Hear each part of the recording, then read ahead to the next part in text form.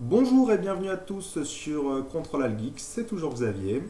Alors aujourd'hui je vais pas vous faire un nouveau tutoriel vidéo comme j'ai pu le faire lors des deux précédentes vidéos, mais je vais vous présenter un petit objet que j'ai acheté le mois dernier et qui m'a vraiment emballé. Donc je tenais à vous faire partager cet achat et puis vous montrer un peu comment ça fonctionne. Donc non, il ne s'agit pas d'une pochette en cuir, mais d'une liseuse électronique que voici.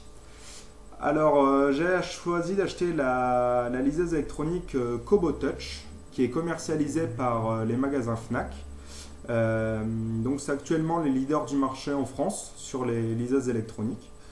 Et donc, je vais vous faire un rapide tour du propriétaire et puis vous montrer, vous expliquer un peu comment ça fonctionne et puis pourquoi j'ai choisi d'abandonner le bon vieux livre bien épais dont on avait jusqu'alors l'habitude pour cette petite tablette toute fine. Voilà. Donc un des premiers atouts qui m'a séduit sur cette tablette, c'est l'absence totale de rétroéclairage. Alors, contrairement à un téléphone où il y a une lumière qui sort de l'écran, sur la tablette, aucune lumière n'est diffusée, ce qui va vous permettre de ne pas vous abîmer les yeux lors de la lecture. Donc, c'est un confort de lecture qui est grandement accru. C'est-à-dire qu'on retrouve vraiment en fait sur la liseuse le confort qu'on a à lire un livre classique, un livre dont on avait l'habitude jusqu'alors.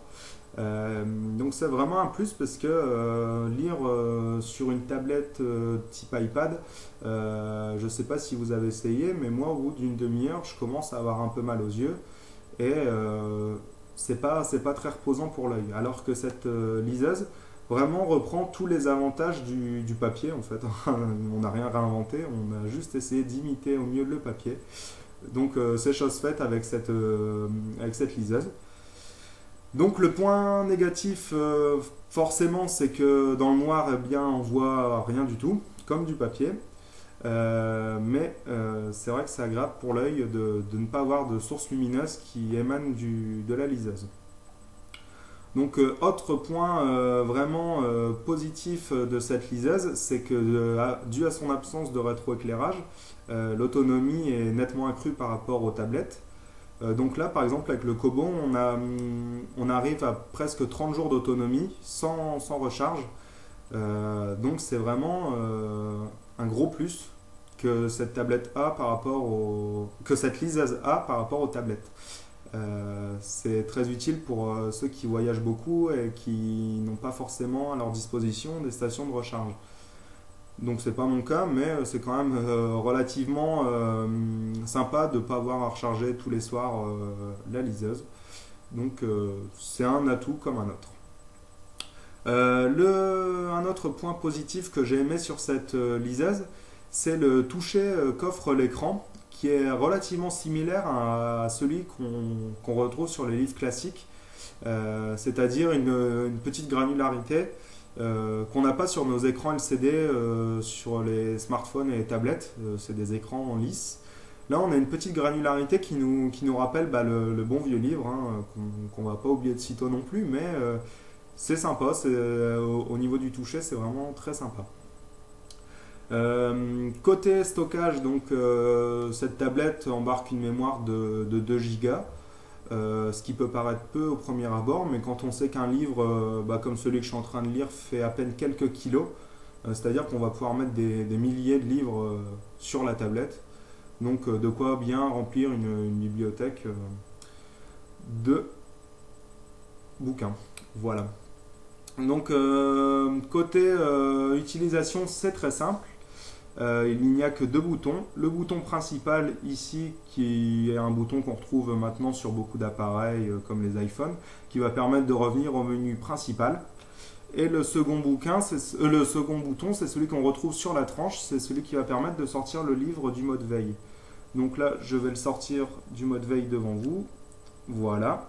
Donc là, on arrive tout de suite sur le livre que je suis en train de lire. Voilà, donc là, on ne voit pas très bien, mais on voit quand même que je vais vous mettre en juxtaposition le livre et la tablette. vous allez voir vraiment, on ne voit que très peu de différence quant à à l'éclairage et à la disposition. C'est vraiment assez similaire à ce qu'on peut retrouver sur un livre. Alors que sur un smartphone, je vous ai mis exactement le même livre. Là, on va tout de suite, on ne le voit même pas du tout à la caméra, c'est dire si c'est lumineux. Et encore, j'ai mis la luminosité au minimum. Donc c'est vraiment appréciable comme type d'affichage. Au niveau de la taille, on voit qu'on arrive à un format livre de poche à peu près. C'est assez similaire au livre que j'ai là. Côté épaisseur, alors là, ça n'a rien du tout à envier à un livre. C'est-à-dire que l'épaisseur moyenne, on va dire, d'un smartphone qu'on trouve actuellement sur le marché. Niveau poids, c'est pareil, c'est très très très léger, ce qui fait qu'on peut le tenir à une main sans souci en lisant, que ce soit dans le lit, dans le train ou dans les transports en commun. Ça pèse vraiment rien, ce qui fait que ça fatigue pas du tout le bras lors de la lecture, et ça c'est plutôt pas mal. Donc vraiment, je suis très satisfait de cette tablette. Le seul point négatif que j'aurais à donner, c'est le prix des livres numériques qui sont en moyenne 20 à 25% moins chers que les formats papier. Mais ce qu'il faut savoir, c'est qu'un livre numérique, on ne va pas pouvoir le prêter de la même façon ou le vendre qu'un livre classique. Ce qui va limiter fortement, pour ne pas dire empêcher, le marché de l'occasion pour tout ce qui est numérique.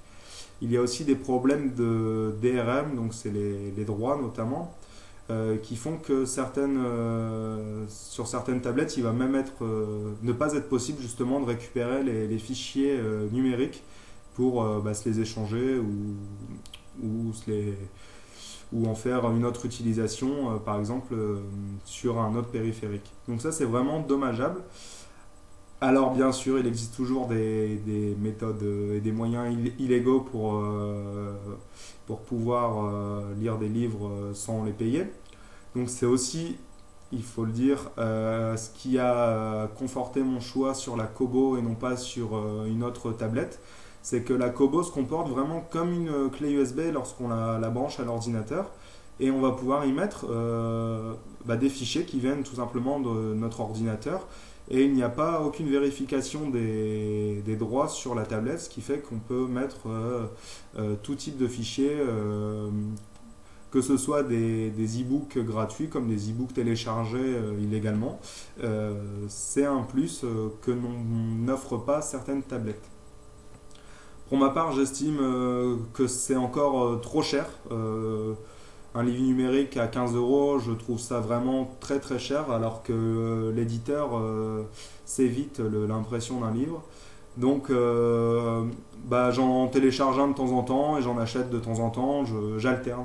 Mais vraiment acheter un livre numérique à chaque fois, je trouve qu'en fait que les éditeurs se moquent un peu du monde. Donc c'est un peu ma façon à moi de payer le prix que j'estime être le plus juste pour ça, pour lire donc, et remplacer les bons vieux livres dont on avait l'habitude. Donc voilà, je suis vraiment satisfait de cette liseuse et je ne saurais que la recommander pour tous ceux qui sont amoureux de lecture et qui aiment bien avoir toujours avec eux un livre pour patienter ou même par exemple lors des pauses déjeuner le midi. Alors, beaucoup des personnes à qui j'ai parlé de cette liseuse m'ont dit oui, mais quand même, on perd le charme du livre. Moi, je préfère un livre, le toucher, le confort. Et finalement, quand je leur ai fait essayer la liseuse, ils ont un peu changé d'avis. Alors, pour certains, il y en a qui sont vraiment attachés au livre, au format, au support papier. Donc, forcément, j'arriverai pas à vous convaincre de passer sur la liseuse. Mais les autres, je vous invite fortement à aller les essayer dans vos magasins. Alors, ça peut être une Kobo comme une autre. Hein. Je ne suis pas particulièrement commercial de la marque Fnac Kobo. Mais vraiment, pour moi, l'essayer, ça a été l'adopter.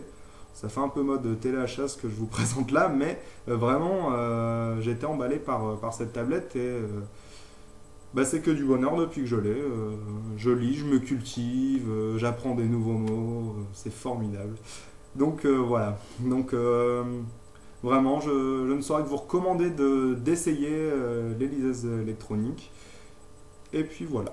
Donc c'était une petite vidéo que j'avais envie de vous faire pour vous présenter ce petit achat.